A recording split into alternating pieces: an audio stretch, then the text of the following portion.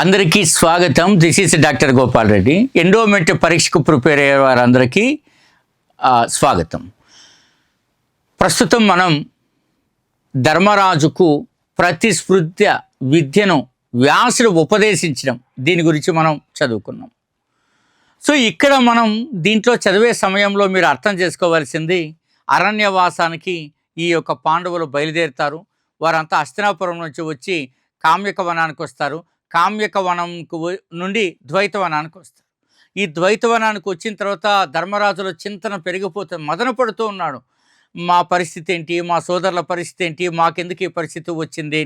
అలాంటి పరిస్థితిలో వ్యాసుడు వచ్చి ధర్మరాజుకు ప్రతిస్మృతి విద్యను ఉపదేశిస్తాడు. ధర్మరాజా, నువ్వు చింతించుకో, ఈ విద్యను నువ్వు అర్జునుడికి ఉపదేశించు. అర్జునుడు తనకు కావలసిన చోటుకి అనుకున్న తక్కువ సమయంలోనే చేరుకుని అతను ఆయుధాలను, అస్త్రాలను, శస్త్రాలను సంపాదించుకొని ఆ కౌరవ మూకను ఓడించడానికి సులభమవుతుంది, వీలవుతుందని చెప్తాడు. ఆయన చెప్పినట్టుగానే ధర్మరాజు అర్జునుడికి ప్రతిస్మృతి విద్యను ఉపదేశించడం, తదుపరి అర్జునుడు ఇంద్రలోకానికి వెళ్ళడం, అనేకమైనటువంటి అస్త్రశస్త్రాలను అక్కడి నుంచి అతను సంపాదించడం, ఆ తర్వాత కురుక్షేత్ర సంగ్రామంలో అర్జునుడు వీర విహారం చేయడం, ఇవన్నీ కూడా మీరు మహాభారతంలో నేర్చుకుంటారు. జై శ్రీరామ్.